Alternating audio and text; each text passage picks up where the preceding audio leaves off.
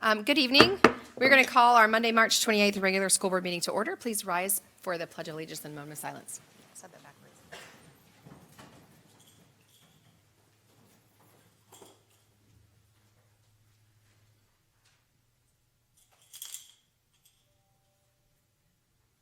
I pledge allegiance to the flag of the United States of America and to the republic for which it stands, one nation, under God, indivisible, with liberty and justice for all. Thank you very much. Do we have any changes, amendments, or deletions to the agenda, board members? Superintendent? Yep. Dr. Burns? I just don't know where. Do you want to use your, The allocation plan? pull your microphone down? Hold on. It's 11:03, I think. There you go. 11:03? So it's already Pull that discussion. for a question. It's already It's on under discussion. discussion. It's under, that's what I was, okay. I'm sorry, I didn't realize. Thank you. Do you have anything, Superintendent? We do. So there was, in front of you, there's an addendum. It was actually an addition to item 10.07, which was the contract for services for purchase for charter schools. You approved the document back in February. Mr. Johnson felt like, though, tonight, because the 6 signed agreements with the charter schools that's on the agenda references the document, that he wanted you to be provided a copy that you've already approved. So that's the additional item that you have in front of you. Okay. Thank you very much. We are on approval of the minutes. Superintendent? I recommend approval of the minutes from the school board workshop, February 28th, 2022, and the special school board meeting public hearing, February 28th, 2022, and the regular school board meeting, February 28th, 2022. So moved. Second. Any discussion? All those in favor? Aye. Any opposed? Great, thank you. Yay. It's time for my favorite part. Do you want to recognize? You get to do this because they are here because Ms. Luke is so excited to recognize these talented students tonight, and she has been talking about this for months, so I'm going to let you do the honors. I'm really excited to welcome all of you. Who's coming up to do the, is it Dr. Feltner? Dr. Feltner, if you want to come up. And I will tell you, I had the pleasure of attending the Allstate chorus concert. I am through and through the FSBA Bandmasters Association. I know I'm looking at my former softball coach who knows that this is near and dear to my heart from high school. You guys are amazing. The talent in this room is amazing, and I am so excited to see your future, and you sounded beautiful. So we want to publicly recognize you for your achievements at your Allstate, I don't know what we have, chorus recognition and band recognition. So welcome, welcome, welcome, Dr. Feltner. Mrs. Owens?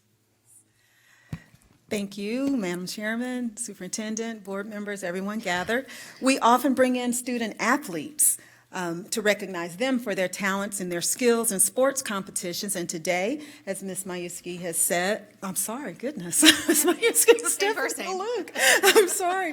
As she has stated, we want to do something similar for our students with artistic talent and skills. More specifically, the recognitions today are for our band and for our chorus students who earned an opportunity to represent the district at the state level. So we have medallions for each of you students that say Allstate Band and Chorus 2021, 2022, and we want you to know that we are all extremely proud of you for your accomplishments. So please come forward when I call your name and remain up front until all the names are called, because we'd like an opportunity to take a picture of you. Okay, so we'll start with Isabella Mason. She's a band student from East Ridge Middle School.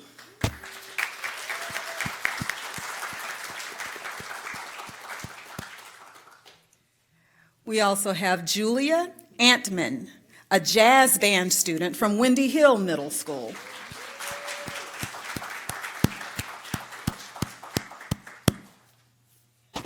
Brooke Donaldson is a French horn player from Umatilla Middle School.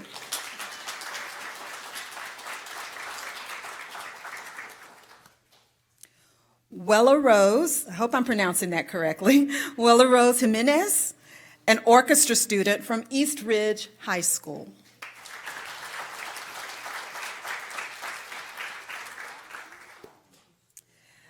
Allison Rector is a vocalist from East Ridge High School. I understand she was not able to be with us today, but if there's someone from the school that we can give her medallion to, we'd like to do that to make sure she receives that.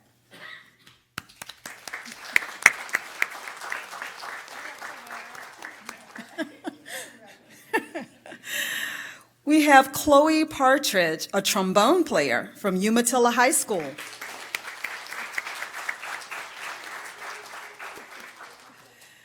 Leandra Redmond, a bass clarinet player from, that's probably bass clarinet, not bass. They're spelled the same.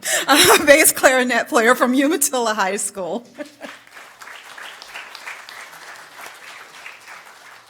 And finally, we have Haley Tejeda, a chorus student from Lake Minneola High School. Okay, congratulations to all of you. Please stay right where you are because I'm doing double duty and I want to get a picture. And when she's done with the picture, we're going to invite you guys to come around the back here so we can all shake your hands too. If they heard that.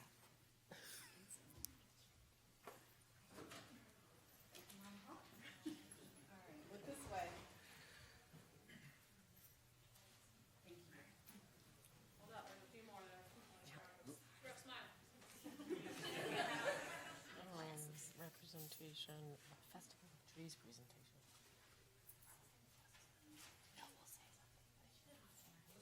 Yeah, great. Come on up.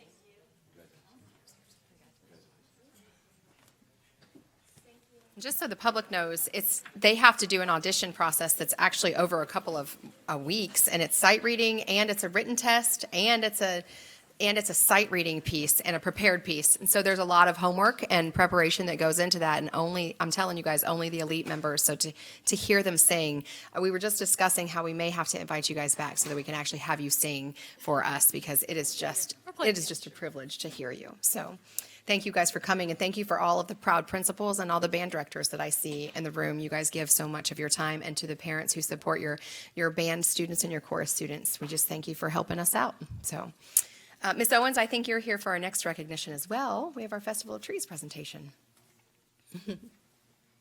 Yes, hi, I'm back. I'm looking around the room. I'm trying to see, are our partners from the Lake Square Mall here with us today? All right. Hello. All right, so we can go ahead and get started with this one. You're right on time. Right on time. Hold on one second. Okay. Every holiday season for the past 5 or 6 years, students across the district have decorated themed trees that go on display at the Lake Square Mall, where they're auctioned off to the highest bidder as part of the annual Festival of Trees. So I want to thank everyone who participated, and we hope that the trees, with the beautiful handmade decorations created by our students, help to bring some joy into your homes over the holidays. Proceeds from those bids go directly to the Educational Foundation of Lake County to support our district's art programs. And this year, the donation from the Festival of Trees was combined with $3,000 from an anonymous donation to total $4,200 that was allocated to 7 of the 14 grant requests that were received.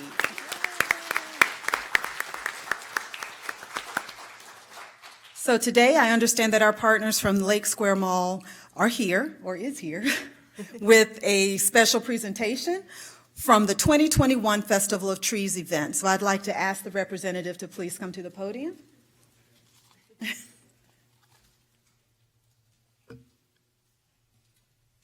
Welcome. Thank you. Good afternoon. My name is Max Parker Jr. I'm the General Manager of Lake Square Mall. I want to apologize to my marketing director is late for class. So she actually went to the school board. Oh, no, office. okay, into Tavares. No worries at all. I was going to say, we can actually, if you want us to go to we don't have public input either, do we? We have one for an item that's in discussion.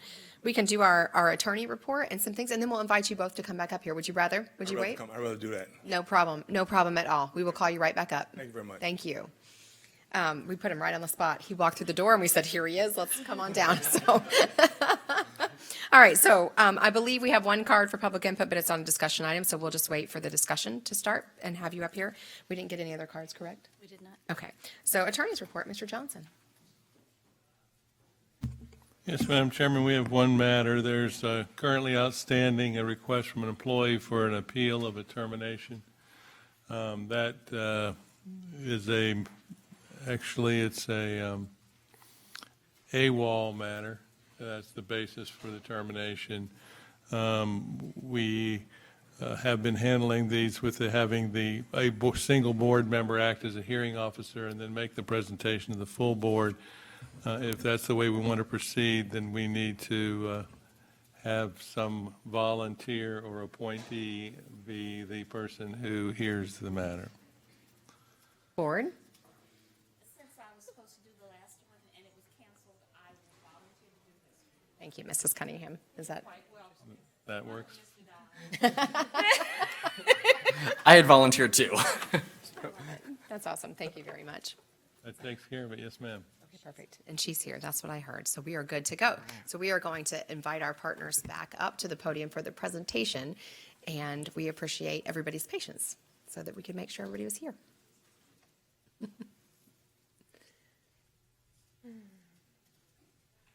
You can, come on up. Come on up. You are on. Come on down. I know, where did Mr. Maxwell go? No, we lost him. Found me and then we lost him. Okay, perfect. We can wait a minute. If you want to wait for him, you are perfectly fine to wait for him. I went to the one last what we year. heard. It was at the other building. Yeah. We apologize. And it does take a couple minutes to get from there to here, so please don't worry. Here he is. No worries at all. No, that's not him.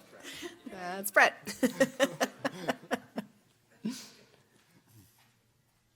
Here he is. He gets to make his entrance again. I feel like we should have music. The students have brought their instruments, right? We'd be good. Here we go. All right, welcome. Thank you guys for being here. All right, so this is the check from the Festival of Trees from last December. The students raised, it was actually $1,282. I had a typo. But the real check has the $2. Thank you.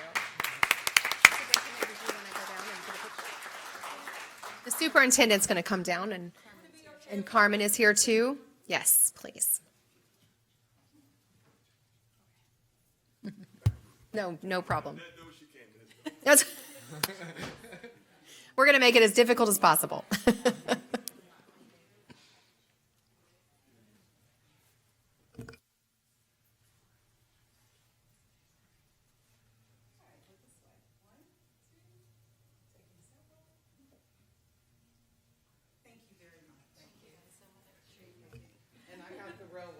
All right. $2. Thank you guys very much.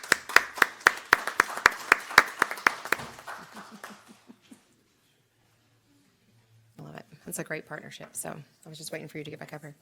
Okay, we are on our new business consent agenda. All right. Let's see. I recommend approval of the consent agenda items. Board members? I don't know. You're- So moved. Turn the page. Like, is that all of them? 8.01 to, 10.09. So moved. Second. Any discussion? Okay, all those in favor? Aye. Any opposed? Nope. Thank you. You're welcome. I lost my pages when I went down. Extendedly long pause. Was okay.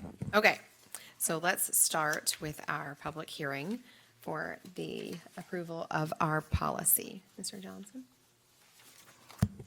Yes, Madam Chairman, the first item, 11.01, is a public hearing on the tentative approval of revisions to policy 6840, audit selection process. If there is anyone here this evening that wishes to speak to this policy, please come forward to the podium at this time.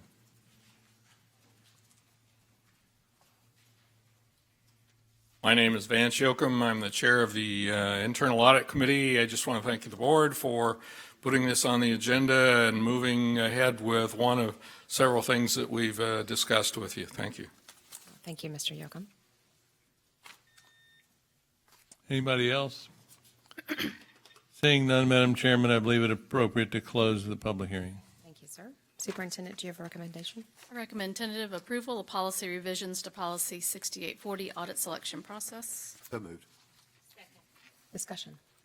So I just had a question, make sure we're okay with this, that the timeline that it gives for the replacement is prior to the next scheduled audit committee meeting. So if somebody resigns 3 days before the meeting, we as a board member have to appoint that replacement within 3 days, otherwise we're in violation of the school board policy. Is that right? Yes, sir. But of course, that you could have, So- could have a hardship reason. If somebody resigns an hour before the meeting, obviously, then under the board's own policies, it would not be a problem to move forward in it as quickly as possible. Wonder if it wouldn't just make more sense to put some vague terms in there about as soon as possible or in a timely manner, or, I don't know.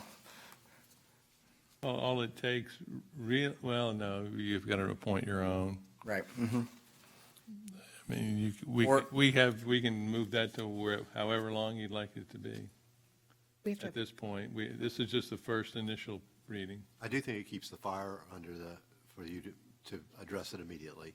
But I also think that the board, since the auditor works for us, we could delay a meeting in advance of making that appointment, an audit committee meeting. the audit committee meeting.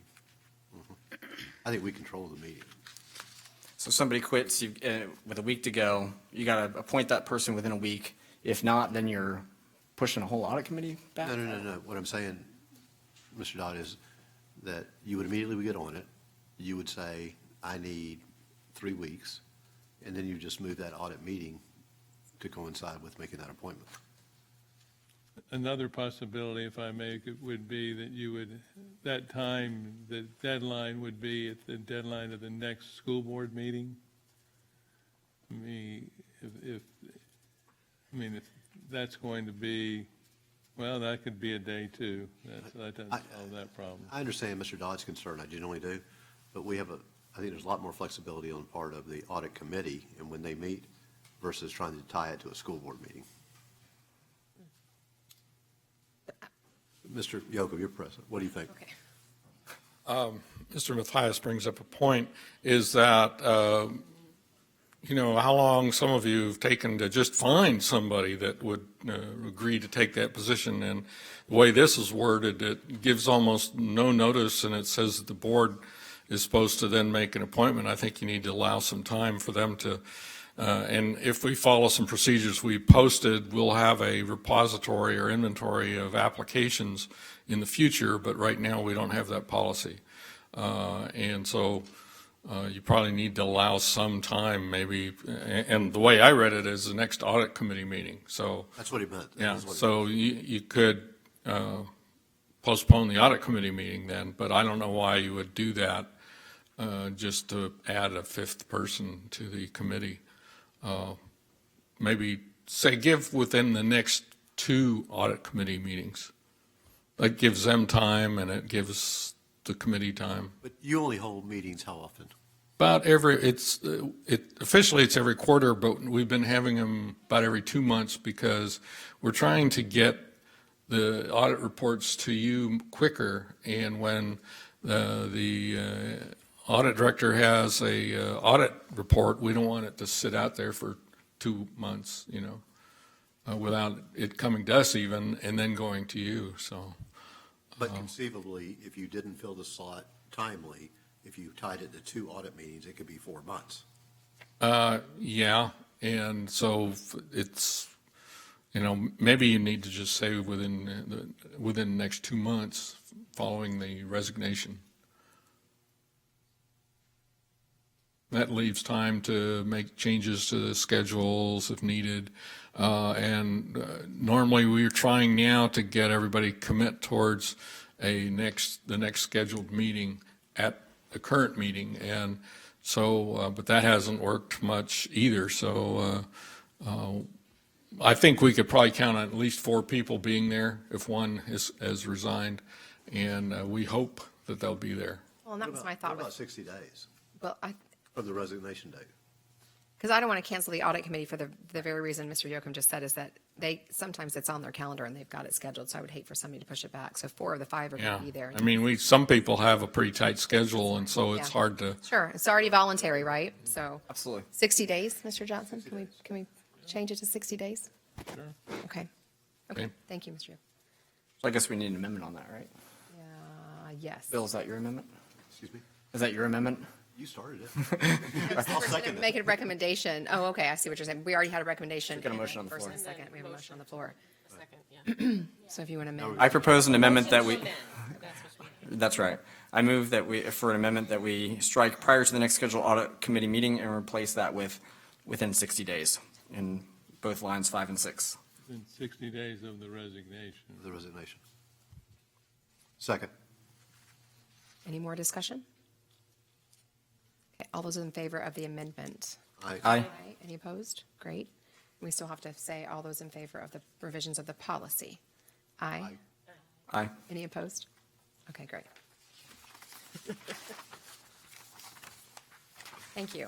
All right, we are on our resolution for, to place a referendum on the board, the tax referendum, which I can't find. There it is. Superintendent, did you want to preface this one, or? Yes, this was discussed at our most recent workshop.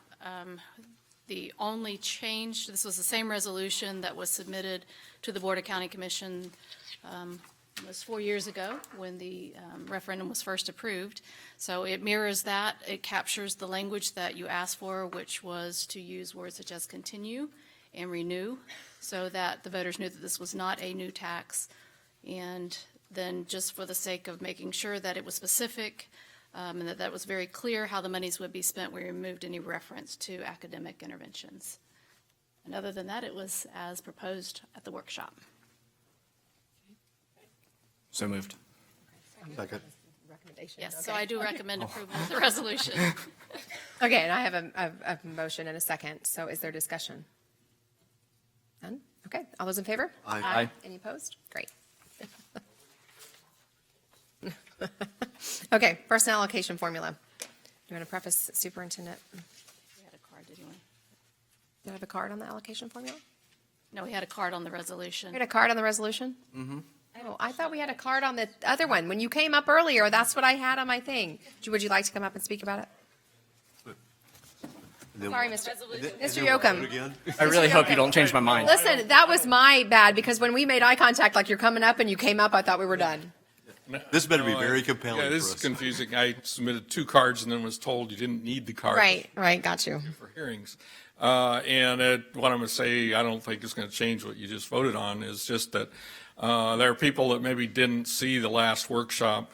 As the audit committee chair, we had an audit that went over the program itself to verify that the school board and the school district had spent the money the way that was planned.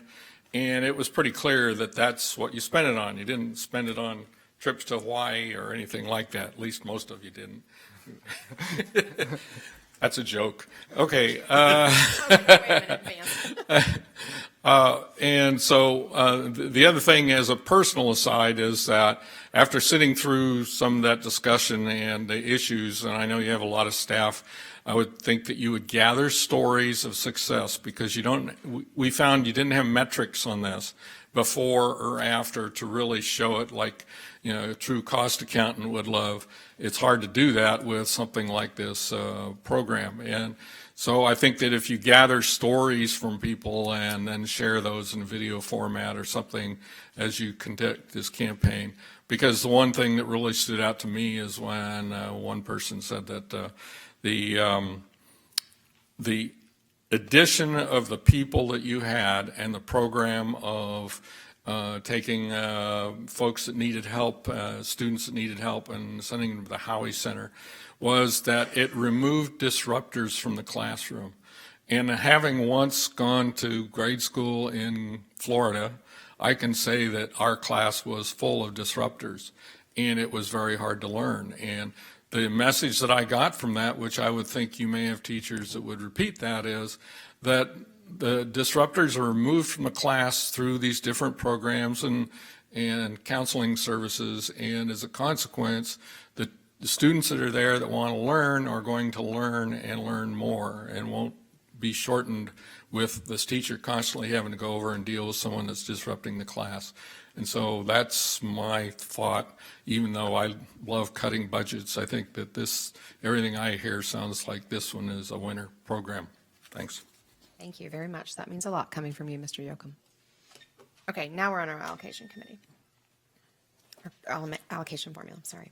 And this, I'll just turn it to the board for discussion since this was pulled. Okay. Dr. Burns? Yeah, I did, and this might be a question more, or Dr. Feltner? I don't know if she's, oh, there she is. I didn't know if you had left.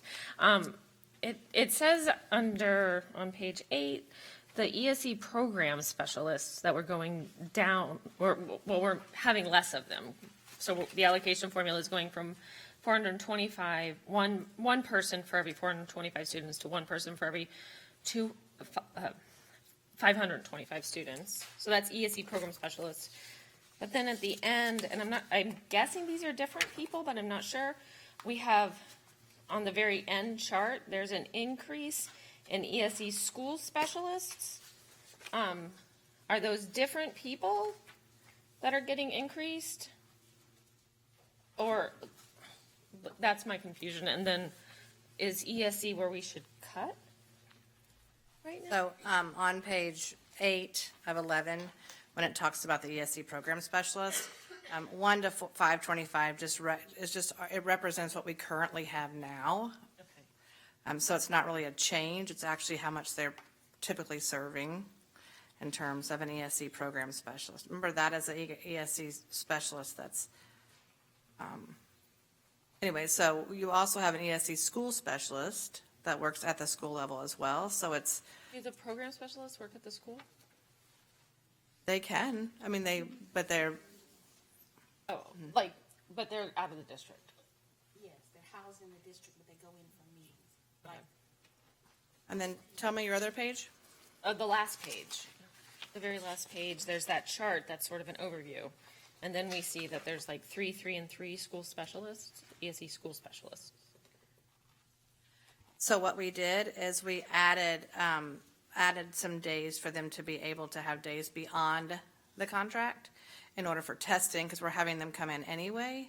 And so we evened up that. So a school testing specialist, because you think about high school has a summer testing window, and so we allocated some extra days for them to be able to come in. And then the ESE school specialist, same thing for Midland High. There's some opportunities for them to be able to do some of that last minute testing that occurs in June and July.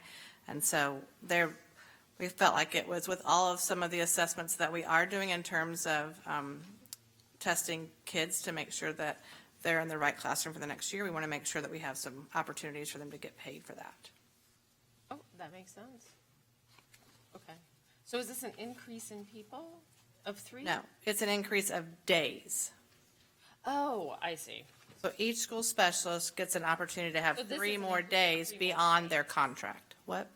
Yeah. That was my misunderstanding. I understand now. Okay. Okay, thank you.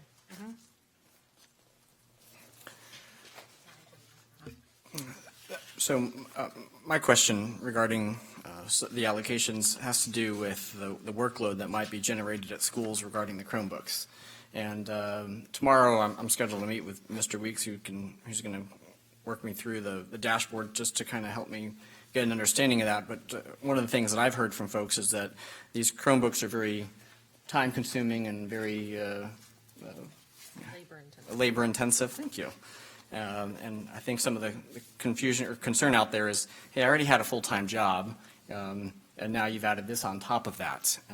So I'm not quite sure, what this means in terms of allocations, but I recall a few years back, went back when we were having the CRT discussion, we had shifted to providing schools with a media specialist or an ILS regardless of size.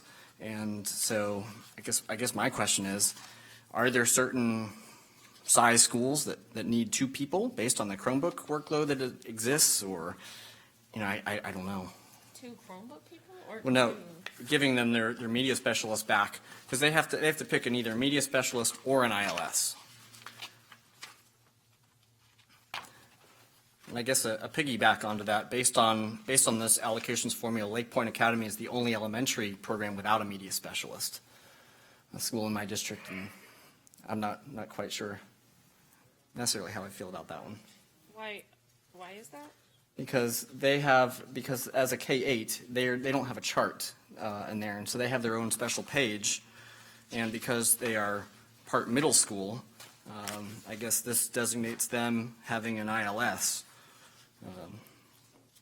and does not give them a media specialist. Versus if Lake Point was a standalone elementary, they would have a media specialist. Can I point you to page 9? We did add an innovative learning, so they didn't have a media specialist because they didn't have a media center, even though they do house a lot of books, right? So as we continue to grow and learn how to allocate a K-8, we're still working with that and trying to work with the principal, Ms. Stinkin, on that. They do have an innovative learning specialist, which will help in that position. And so they do have what other people have if they didn't have a media center specialist. But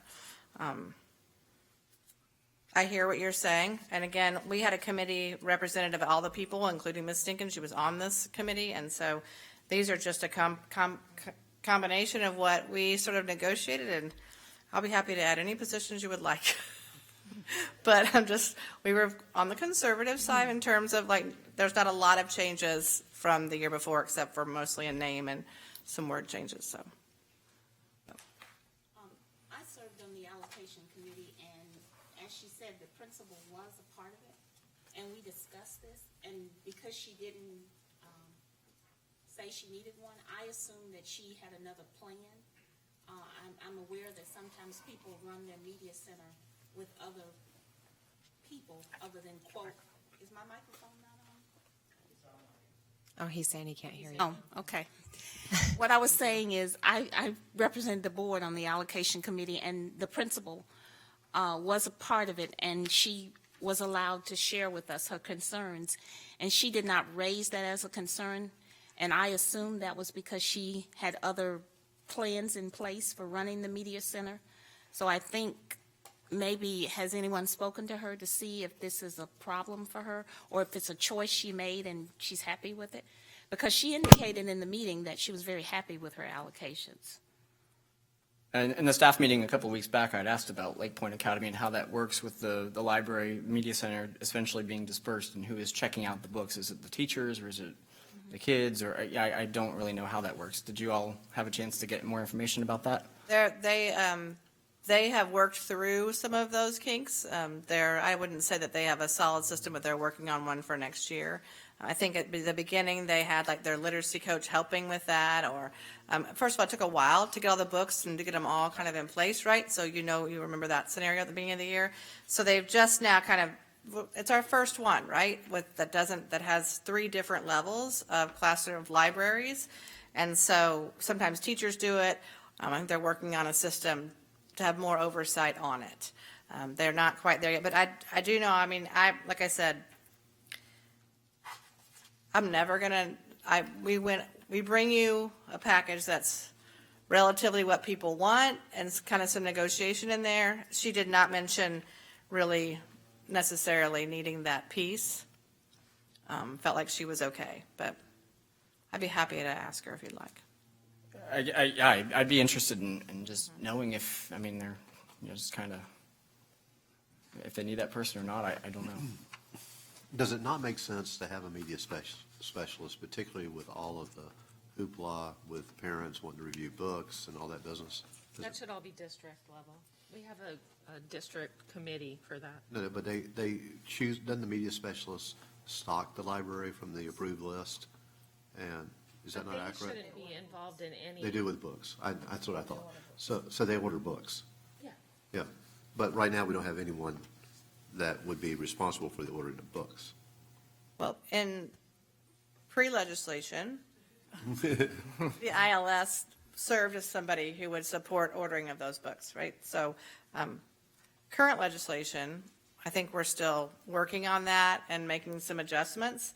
And so the allocation package really helps in terms of getting it approved now so that we can do some reappointments based upon it. I think when we look at that legislation, we may or may not have to bring you back a revision to it. But I think it's going to take us a minute, Mr. Mathias, to work that out and to decide exactly what that legislation means for people at the school level and what it means for district level support. And so I would ask that you consider letting this allocation package go through so that we could do reappointments, because they're starting relatively soon, and which would allow us to then look at the legislation and possibly, if we have to do a revision, that's the kind of revision you might see. I'm good with that. And they do have an ILS, right? Yes? They do. They either They will have an in this- ILS or a media Now they specialist. They will, yes, now they will, but they did not this year. So I think for me that my hesitation or concern, if you will, is that I just don't know what the workload entails with the Chromebooks at schools. And so, for instance, if we've got a school with 2,500 kids who used to have 2 people doing a media center and an ILS job, now we've made them one-to-one on Chromebooks, which we know seems to be a little more labor intensive than we were anticipating. I don't know if they need that second person back. And so, Right, you're not just talking about, media specialists. but you're not talking about just the K-8. You're talking about any school that Just- meets just- the threshold above. that's right, yeah, because any school that would meet the threshold, and I just don't even know what that workload looks like. I don't know if this person's receiving like a couple a day that they can easily work into their schedule, or they're getting like 30 of them a day. I have no idea what that looks like. Well, and I think with the value of the Chromebooks, and now that we have taken this on, which is a significant thing for the district, it's not a bad consideration at all, especially with repairs like you're suggesting, or keyboards go out or screens get cracked, and I would imagine it would be more often than not. My understanding is that our process would, these repairs could certainly go through all through Chrome Depot, right, as we affectionately call it. But I guess the question is how much of this stuff is occurring at the school and why they're doing it at the school instead of sending it to Chrome Depot. I don't know, what is going into that decision making. You said you're going tomorrow, though. Well, Mr. Weeks has set up some time with me tomorrow to look at the dashboard, because I had brought this one up in our meeting last week with the superintendent and her staff going, this is just a concern I'm hearing. Well, and I remember the picture of some schools that did it really well and some schools that didn't do it well, and we were stacking Chromebooks and what's the ultimate stackability before it breaks and all those pieces. And so just thinking about some of that stuff, I That was from wonder our audit. So That was the audit. I would assume that there's been, if there's someone there to do it. I guess that's what I think that's the workload to look at. Mr. Weeks, did you want to add to this conversation? You don't have to. I know. You're welcome to come up. Okay. I would certainly appreciate Mr. Weeks. And this may be its own sort of project. Yeah, and we may need to look at it after this. But it's in the allocations formula. It Well, is. A media center specialist is, but not a second media center specialist for all It is. medias.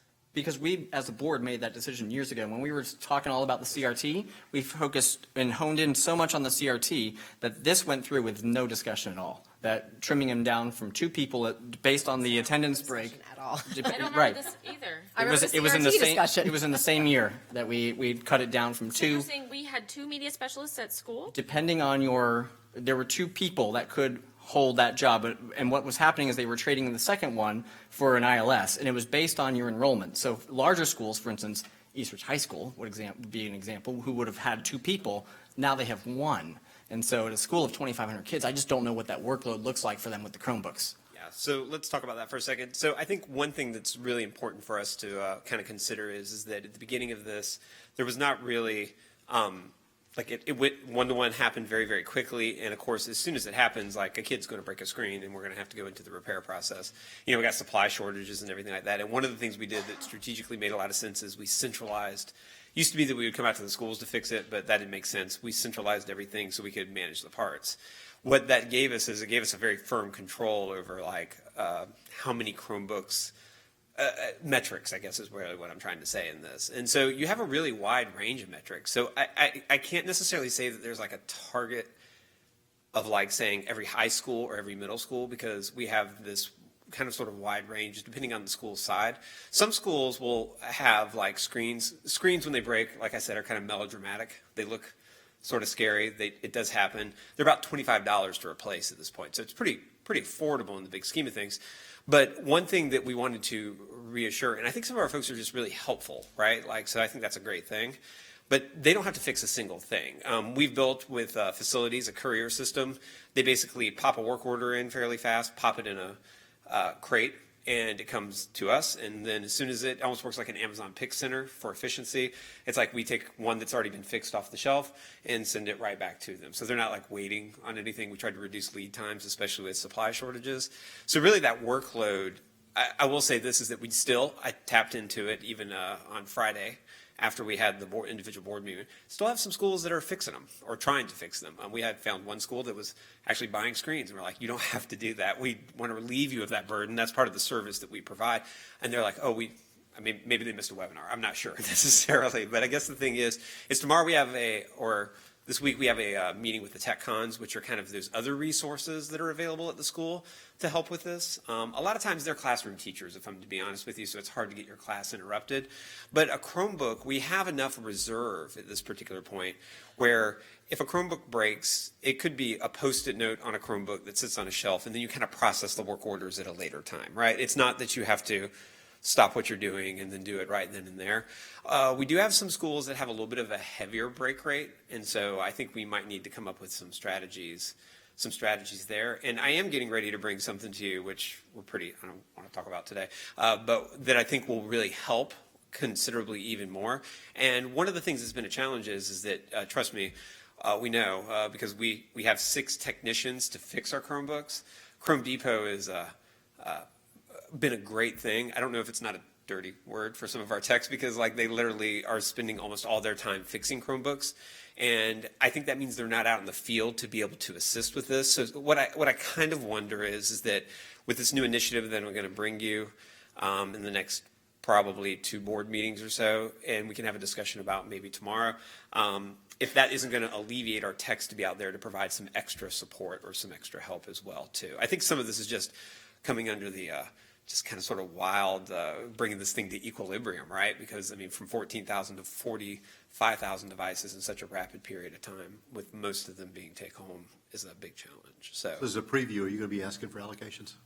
no, just a tap. So, and I think just hearing you is very reassuring, and I would rather not mess with the allocation formula and allow schools some flexibility to come forward, say, I need a position here or here, than to lock one in here, knowing that you guys have a plan in the future. But I think it's a very valid point. I agree. Yeah, I think there's more to learn about this one, so I'm comfortable with approving that part as it is tonight, and learn more about what does the workload look like at each school, and is the workload existent because they're not following the process that you all have put in place, and which. And I do want to just reiterate, because like I'm sure there are people watching, those people who have helped us through this project are, like I said, heroes, and they have done extremely hard work. And there are some people that probably there's some process refining that can go on that will relieve them further. So like I don't want to make it sound like they're not doing something right, because they have all chipped in and been a huge resource and a help to the district during this initiative. Thank you. Thank you, Mr. Weeks. And thank you, Mr. Dodd. Were there any other discussion around the allocation plan? Now you guys have my head so sideways. We had a motion and a second. Is that correct? Yes? Yes. Yes. Okay. Any other discussion? All those in favor? Aye. Any opposed? Can we take a step back really quickly, because I think amongst the discussion about whether or not Mr. Yoakum got to speak on his second thing, there's question about whether we voted for 11.02. So if I'm going to ask the superintendent just to make her motion again, and we'll just re-vote on it. I'm pretty sure we voted on it, but we're just doing it for the record. So Superintendent, do you have a motion for 11.02 again? I recommend approval of the resolution. So moved. Wait, are we talking about the referendum? Yes. You have to approve the resolution with changes, right? Wasn't there changes? No. No. You're thinking of the policy. Okay. That was the policy. It was 11.01, so we're on 11.02. Second? I have a motion and a second. Any discussion? All those in favor? Aye. Any opposed? Perfect. So now we know for sure. We voted twice. It's affirmed. I'm sure we did. I'm sure we did too. That's what I said, but Isn't there a replay official we're somewhere? just covering, no, we weren't going to ask him to come out with the replay. So I think that covers all of our discussion. Superintendent, you are up with your report. I just wanted to confirm that we have scheduled our next workshop on April the 18th, at our usual time of 9:30, to hear presentations for legal services by firms who have submitted proposals. So I just want to make sure that that is on your calendar. And then we had a few letters of condolence that I wanted to mention. First of all, condolences to the family of James Morfitt. James was retired from our transportation department. Also, the son of Vivian Reinhardt, who's a bus driver, Neil Reinhardt, passed away. And also the daughter of Charlotte Rooney, who's a route manager in transportation. Her daughter Nikki passed away. And then condolences to Jim Miller and his family, retired school board member, and the loss of his son, William Bill Miller. Thank you, Superintendent. Mr. Mathias? Comments? Yep. I'm totally good, thank you. All right. Mrs. Cunningham? I am good, thank you. You're welcome. Dr. Burns? Also good. Mr. Dodd? I know we have students departing tomorrow for the state science fair, so I just want to wish them the best of luck. And I know they'll represent Lake County well. That's a great remembrance. I don't have anything either, so meeting adjourned.